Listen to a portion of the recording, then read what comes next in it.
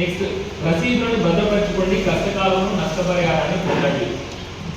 ముఖ్యంగా ఏంటంటే మీరు ఎక్కడ ఏ మందులు తీసుకున్నా, ఎరువులు తీసుకున్నా, ఏం తీసుకున్నా ఆ రసీదులు తీసుపెట్టుకోండి.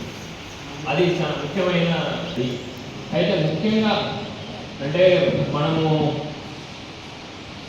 గత 1000 సంవత్సరాలు ఎంత టెక్నాలజీ పెరిగిందో లాస్ట్ 10 సంవత్సరాల్లో అంతకంటే ఎక్కువ టెక్నాలజీ పెరిగింది. మీ అందరికీ అసలు చేసి వాళ్ళ మీద యాక్షన్ తీసుకుంటాము, చట్టపరమైనటువంటి యాక్షన్ తీసుకుంటాము, క్రిమినల్ కేసులు ఫైల్ చేస్తాం అనే మాట కూడా ప్రతిసారి మేము చెప్పడం జరుగుతాం. కానీ ఎంతసేపు మా ఒక్కరి నుంచే మేము అది సాధ్యం కాదు, మీ కోఆపరేషన్ చాలా ముఖ్యం. మేము ఇప్పుడు నైట్ టైంలో ఎవరు కూడా ఆఫీసర్లు ఊళ్ళలో ఉండే పరిస్థితి ఉండదు. అట్లా 2-3 టైమ్స్ వరుసగా చేసుకుంటే వాళ్ళ మీద ఆడా కేసులు కూడా చేసే అవకాశం ఉంటుంది. అంటే వాడు బయటకు వచ్చే పరిస్థితి ఉండదు, జైల్లో వేసి. ముఖ్యంగా రైతు సోదరులకు నా విజ్ఞప్తి, ఇంతకుముందు అంటే మన ఈ పెద్ద మనుషులు ఉన్నారు, వీళ్ళు పెద్ద మనుషులు వాళ్ళు చేసే విధానము అప్పుడు ఆ కాలంలో మనకు ఉన్నటువంటి, అంటే మన వ్యవసాయిక దేశం కాబట్టి కంటిన్యూస్గా మనం వ్యవసాయం మీదే దాదాపుగా 80% ఆధారపడి ఉన్నాము. ఇప్పుడు కొంచెం తగ్గుతుంది అనుకోండి, 60-65%. పురుగు మందులు కూడా కొంచెం చూసి వాడండి. ఇంకోటి చాలా ముఖ్యమైనది ఏంటంటే మనము డైరెక్ట్గా అంటే మీకు అందుబాటులో ఉండేది రోగం వచ్చింది అంటే డైరెక్ట్గా పోయేసి షాపుల్లో తీసుకు 1 ఎకరా వరి వేసుకునే బదులు 5 ఎకరాలు వేరే పంటలు వేసుకోవచ్చు అదే నీళ్ళతో. అంటే సార్ చాలా ప్రాబ్లమ్స్ ఉన్నాయి, మీకు తెలియదు. లేబర్ ప్రాబ్లము, వరి అనుకో ఒకసారి నాటేస్తాం, మన సాయంత్రం రోజంతా పనిచేసి సాయంత్రం తాగుతాం కదా, తాగేవాడు.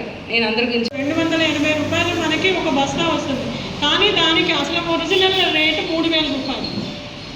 మిగతాదంతా గవర్నమెంట్ సబ్సిడీస్. దాన్ని ఇష్టం వచ్చినట్టు మనం నేలలో వేస్తే ఆ నేల సారము దెబ్బతింటుంది.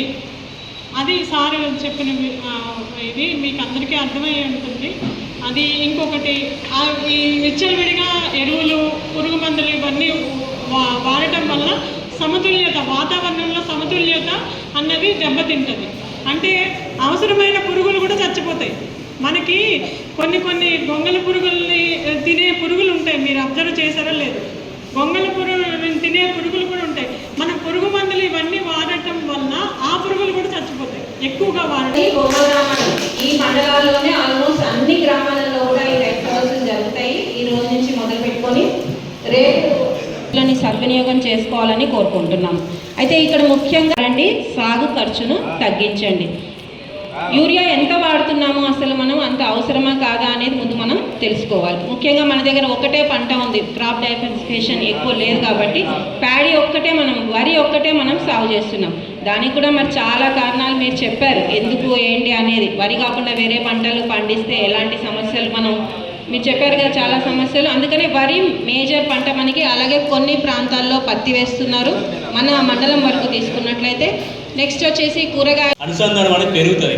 దానివల్ల ఏమవుతుందంటే ఇప్పుడు మనందరికీ తెలుసు యూరియా అనేది అంతగా వాడద్దు అని తెలుసు, అయినా కానీ వాడుతున్నాం. ఎందుకంటే దానికి కనీసం ఏంటి నష్టం ఏందని తెలియదు.